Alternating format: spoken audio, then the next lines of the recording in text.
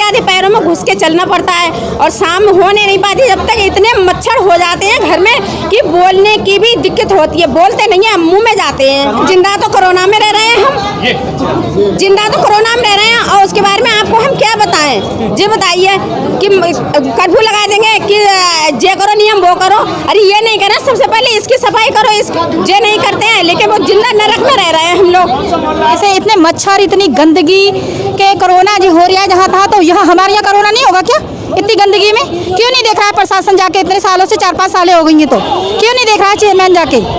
और सब जगह गए, कुछ सुनवाई नहीं हो रही है। हम लोग बहुत परेशान, इतनी गंदगी है। घर में बारिश होएगी और इतनी पानी भर जाएगा और बारिश में अभी तक इतनी पानी भरी हुई है। मकान हम बेच रहे, मेरा बिकवा दे मकान।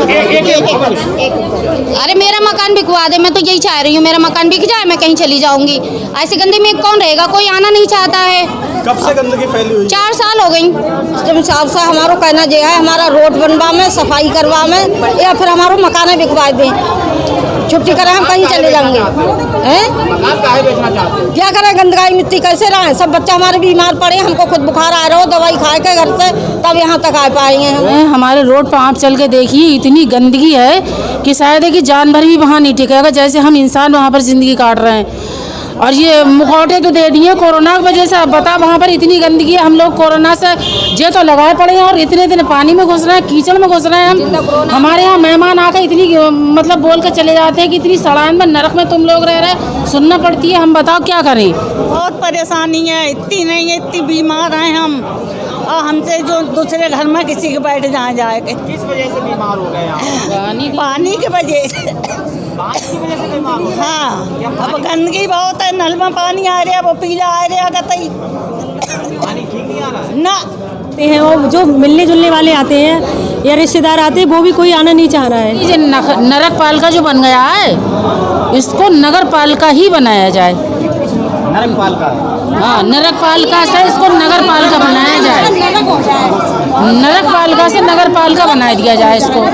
हम लोग इतना परेशान है कि ये लग रहा है कि आत्महत्या कर लें, ऐसी गंदगी है। और ये तमाम वो पीड़ित महिलाएं हैं जो उस गंदगी, उस लड़की जीवन को जी रही हैं, लेकिन इसकी सजा ये है कि जनता भुगत रही है।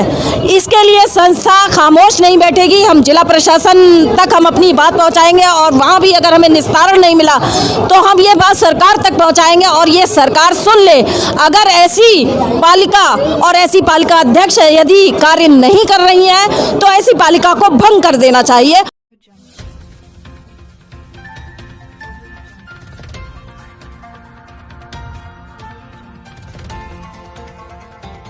कारवां टीवी, हर पल आपके साथ।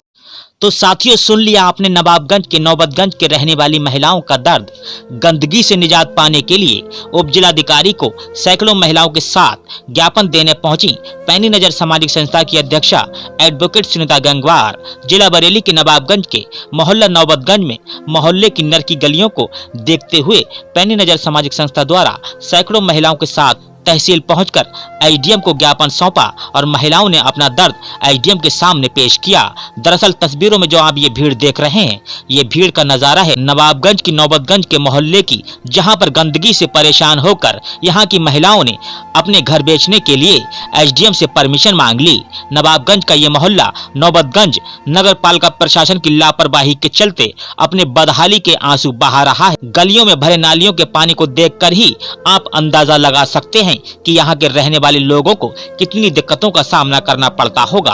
एक तरफ देश के प्रधानमंत्री नरेंद्र मोदी स्वच्छ भारत मिशन अभियान के अंतर्गत सफाई अभियान चलाकर देश को सुंदर बनाने का सपना देख रहे हैं, लेकिन उसके बावजूद भी कुछ लोग उनके इस अभियान को पलीता लगाते नजर आ रहे हैं। ऐसा ही मामला बरेली के नवाबगंज का सामने आया है, जहां नगर पालिका प्रशासन की लापरवाही के चलते नगर के लोग नरकीय जीवन गुजारने को मजबूर हैं, जिसके चलते महिलाओं का गुस्सा फूट पड़ा और भारी संख्या में इकट्ठा होकर महिलाएं तहसील में उप जिलाधिकारी वेद प्रकाश मिश्रा को ज्ञापन देने पहुंच गयीं। इस दौरान अपनी नाराजगी जताते हुए सुनीता गंगवार ने कहा कि जिले के आलाधिकारी जल्द से जल्द मोहल्ले के लोगों की परेशानियों पर संज्ञान लें, नहीं तो वह प्रदेश सरकार को इस पूरे मामले से अवगत कराएंगे।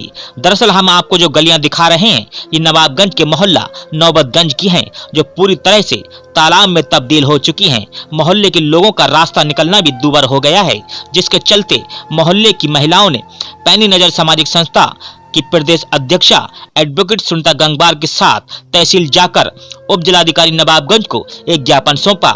उप जिलाधिकारी डॉक्टर वेद प्रकाश मिश्रा ने आज भाषण दिया है कि नौबतगंज की परेशानी को माननीय जिलाधिकारी जी को अवगत कराएंगे और जल्द से जल्द आपकी समस्याओं का समाधान करने का प्रयास किया जाएगा। इस मौके पर नवाबगंज के वरिष्ठ अधिवक्ता माजिद हुसैन जैदी, संस्था के प्रदेश उपाध्यक्ष मास्टर सिद्दीक अहमद अंसारी, कोषा अध्यक्ष वहीद अहमद अंसारी, जिला युवा अध्यक्ष एडवोकेट इमरान जैदी, एडवोकेट शहीद अहमद, एडवोकेट हारून अहमद अंसारी, कांग्रेस के प्रभारी नबी अहमद एडवोकेट, कांग्रेस नेत्री छाया रस्तोगी, सरोज वर्मा, लक्ष्मी रस्तोगी, कहकशाबी, साबरी बेगम, अफरोज बेगम सहित सैकड़ों महिलाएं व पुरुष शामिल रहे। कारवां टीवी के लिए नवाबगंज से रियाज गुड्डू अंसारी की रिपोर्ट। कैसे यहाँ पे आए?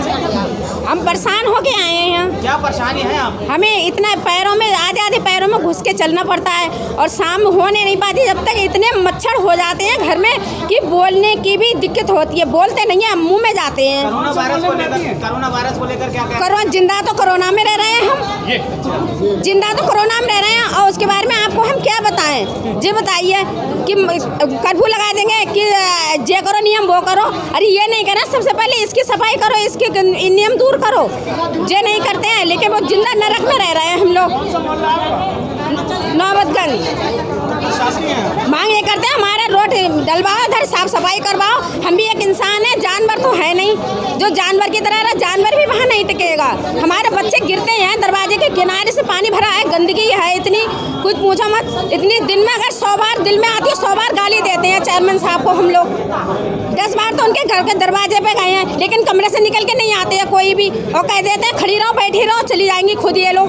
बताइए क्या करें? जब वोट मांगने आते हैं तभी हाथ जोड़ के मांगते हैं कि बहन दीदी वोट दे दो, हमें जिताना। हमें चलो हमने जिता दिया, अब तुम बहन दीदी की बात में कोई नहीं सुनता है। तो वही सुनता है, वहाँ पे इतनी गंदगी लैट्रिन फेंक दो घरों में जनता के, फिर जनता खुद ही साफ करेगी, फिर बाद में कोई नहीं सुनता है। है आपका? अफरोज बेगम। आंटी जानना चाहेंगे किस वजह से आप आए हो और क्या परेशानियां हैं आपकी? बस इसी वजह से आए हैं। हमारे रोड पर आप चल के देखिए, इतनी गंदगी है कि शायद है कि जानवर भी वहाँ नहीं टिकेगा, जैसे हम इंसान वहाँ पर ज़िंदगी काट रहे हैं। और ये मुखौटे तो दे दिए कोरोना की वजह से। अब बता, वहाँ पर इतनी गंदगी है, हम लोग कोरोना से जे तो लगाए पड़े हैं और इतने पानी में घुस रहे हैं, कीचड़ में घुस रहे हैं हम। हमारे यहाँ मेहमान आकर इतनी मतलब बोल कर चले जाते हैं कि इतनी सड़ान में नरक में तुम लोग रह रहे, सुनना पड़ती है। हम बताओ क्या करें? हमारे बेटे का रिश्ता 1.5 साल हो गई है। जैसे ही नगर पालिका से ये पता लगता है कि अब 15 जनवरी को रोड पड़ रहा है, तो हम मार्च बढ़ा देते हैं। मार्च में पता लगती है, फिर और आगे बढ़ा देते हैं। बताओ इस तरह से कैसे हम शादी कर पाए वहाँ पर रह करके? वो चेयरमैन के पास हम बहुत बार गए थे हम लोग, लेकिन वो सुनती नहीं है, बाहर तक आती नहीं है निकल कर। हम लोग वहीं पर अपने सर फोड़ के चले आते हैं वापिस। कुछ भी नहीं कर रही है वो। वहाँ पर भी गए थे, नगर पालिका भी गए थे, नगर पालिका भी गए थे, चेयरमैन के यहाँ भी गए थे। बहुत शिकायतें हम कर चुके हैं, एप्लीकेशन हम ऊपर तक डाल चुके हैं, ये समझ लीजिए आप। आज आप एसडीएम साहब के पास आए हैं, क्या है पूरा मामला? किस मामले को लेकर आप आए हैं? अरे बहुत गंदगी हो रही है, ना रोड पड़ रहा है ना कुछ भी हो रहा है, और इतने परेशान है हम लोग। बार बार चक्कर आके काट के चले जाते हैं। चेयरमैन के पास भी गए थे हम लोग और सब जगह गए, कुछ सुनवाई नहीं हो रही है। हम लोग बहुत परेशान, इतनी गंदगी है घर में, बारिश होएगी इतनी पानी भर जाएगा। और बारिश में अभी तक इतनी पानी भरी हुई है। अभी आपने मकान बेचने की बात कही, ऐसी कौन सी नौबत आ गई जो मकान बेच? अरे हम रहना ही नहीं चाह रहे, इतनी गंदगी है, मजबूरी है। मकान हम बेच रहे, मेरा बिकवा दे मकान। अरे मेरा मकान बिकवा दे, मैं तो यही चाह रही हूँ, मेरा मकान बिक जाए, मैं कहीं चली जाऊंगी। ऐसी गंदगी में कौन रहेगा? कोई आना नहीं चाहता है। कब से गंदगी फैली हुई? 4 साल हो गई। क्या कब से परेशानी उठा रहे हैं? 4 साल हो गई हैं। क्या परेशानी है आपकी? हमारी परेशानी है, गली में हमारी हमेशा पानी भरत रहता है, 4 साल हो गई। अच्छा, तो अब आप क्या करेंगे? अभी एसडीएम साहब ने क्या आश्वासन दिया आपको? एसडीएम साहब से हमारा कहना यह है, हमारा रोड बनवा में, सफाई करवा में, या फिर हमारा मकान बिकवा दें। छुट्टी कराए हम कहीं चले जाएंगे हैं? मकान काहे बेचना चाहते हो? क्या करें, गंदगाई मिट्टी कैसे रहे, सब बच्चा हमारे बीमार पड़े, हमको खुद बुखार आ रहा हो, दवाई खाए के घर से तब यहाँ तक आ पाएंगे हम। रोड आज नहीं तो कल बन जाएगा, फिर मकान काहे बेच रहे हो? क्या करें फिर, इसके गंदगाई हम तो रह नहीं सकते, ये तो बहुत दिनों से हो रही है। अभी अभी हो जाएगा, 1 हफ्ता में हो जाएगा, 2 हफ्ता में हो जाएगा, कह देते हैं लोग बस। गिर गया, उनका कूलर टूट गया, आखिर वो ऊपर ही चले गए। 2 महीने से तो परेशानी है आपकी, कितने महीने से परेशानी है आपकी? 4 साल हो गई जब से झेल रहे हैं, जो परेशानी आज से थोड़ी ही है। 1 महीने की वो सहले दौड़ दौड़ के आते हैं, तहसील में कोई सुनता ही नहीं है। जी क्या कहना चाहेंगे आप? देखिए, आजकल आपने एसडीएम साहब कह रहे हैं कि नगर में गंदगी है, माताएं बहनें कह रही हैं कि नगर में गंदगी है, लेकिन जो मेरा मुकदमा स्थायी लोक अदालत में चल रहा है उसमें नगर पालिका चेयरमैन, नगर पालिका के एसडीएम साहब ने और अचल शर्मा ने ये कहा है कि नगर में ना कोई गंदगी है, ना कोई नाला नाली चौक है, ये बिल्कुल झूठ है। ये बात इन्होंने कहा है। किसने कहा है ये बात? एसडीएम साहब ने भी कही है, अचल शर्मा ने भी कही है और साला ताहिर जी ने भी कही है स्थायी लोक अदालत में। शर्मा कौन है सर ये? लिपिक है नगर पालिका के। कब कहा है? स्थायी लोक अदालत में हमारे मुकदमा चल रहा है, उसमें ये बात कही है। सन 2019 में पड़ा था। कब बयान दिया था उन्होंने? और ये बयान दिया था कि जो नानक चंद शर्मा ने मुकदमा दायर किया है, नगर में किसी प्रकार की कोई गंदगी नहीं है और ना कोई नाली नाला चौक है। क्या लगता है आपको, नगर की ऐसी व्यवस्था है? बिल्कुल, इनके खिलाफ अगर ये जो झूठा साबित हो जाएगा, इनके खिलाफ कानूनी कार्रवाई होगी। अभी परेशानी ये है कि स्थायी लोक अदालत में मुख्य पीठासीन अधिकारी ना होने के कारण मैं भी कुछ कहने में सक्षम नहीं हूँ।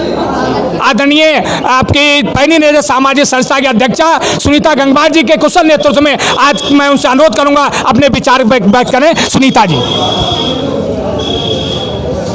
सुनीता मैम, आज आपने ज्ञापन दिया है गंदगी को लेकर, क्या आश्वासन दिया है एसडीएम साहब ने आपको? देखिए, नवाबगंज की गंदगी का जो आलम है वो पूरे नवाबगंज में एक चर्चा का विषय है और प्रमुख समस्या बनी हुई है। तो उसको लेकर आज संस्था पैनी नज़र ने ज्ञापन दिया है एसडीएम साहब को, और ये तमाम वो पीड़ित महिलाएं हैं जो उस गंदगी, उस लड़की जीवन को जी रही हैं। एसडीएम साहब ने संस्था से कहा है कि मैं तो उसमें कार्य करने के लिए तैयार हूँ, लेकिन हमारी पालिका अध्यक्षा उस पर जो भी समस्याएं आती हैं उस पर साइन नहीं करती हैं। तो हमने कहा कि वो बोले मेरी तरफ से कोई लड़ाई नहीं है। जैसा कि मुझे जानकारी मिली थी कि पालिका अध्यक्ष और नवाबगंज प्रशासन के बीच में एक द्वंद्व चल रहा है, तो उससे उन्होंने कहा कि मेरे साथ कोई द्वंद्व नहीं है, लेकिन वो मुझे कोऑपरेट नहीं कर रही हैं। तो अब ये इनका जो भी आपसी क्या है ये तो यही बेहतर जानते हैं, लेकिन इसकी सजा ये है कि जनता भुगत रही है। इसके लिए संस्था खामोश नहीं बैठेगी। हम जिला प्रशासन तक हम अपनी बात पहुंचाएंगे और वहां भी अगर हमें निस्तारण नहीं मिला तो हम ये बात सरकार तक पहुंचाएंगे और ये सरकार सुन ले। अगर ऐसी पालिका और ऐसी पालिका अध्यक्ष यदि कार्य नहीं कर रही हैं तो ऐसी पालिका को भंग कर देना चाहिए और भंग करके अधिकारियों को फिर इसकी पावर देनी चाहिए या पालिका अध्यक्ष आकर इसको संभालें।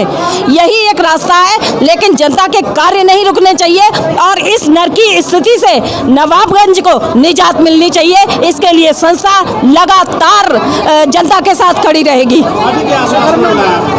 आश्वासन उन्होंने ये दिया है कि देखते हैं, हम सफाई करवाने की कोई व्यवस्था करते हैं, ये उन्होंने कहा है। उसके लिए आप जिम्मेदार कैसे मानते हैं, पालिका अध्यक्ष या एसडीएम साहब? दोनों ही। हम दोनों को जिम्मेदार मानते हैं। देखिए, ये कहने से काम नहीं चलता है कोई कि नवाबगंज प्रशासन ये कह दे कि साहब हमारी कोई गलती नहीं, हम तो करने को तैयार हैं, और पालिका अध्यक्ष कहती है हम करने को तैयार हैं, तो फिर आखिर इसका जिम्मेदार कौन है? जिम्मेदार दोनों ही है। इसलिए मेरी जिला प्रशासन से अनुरोध है कि इस चीज को वो देखें। जी इस संबंध में कोई बात नहीं, हमारी पालिका अध्यक्ष से बात नहीं हुई है। आवश्यकता पड़ने पर हम उनसे भी अनुरोध करेंगे और एक बार मिलने की कोशिश करेंगे।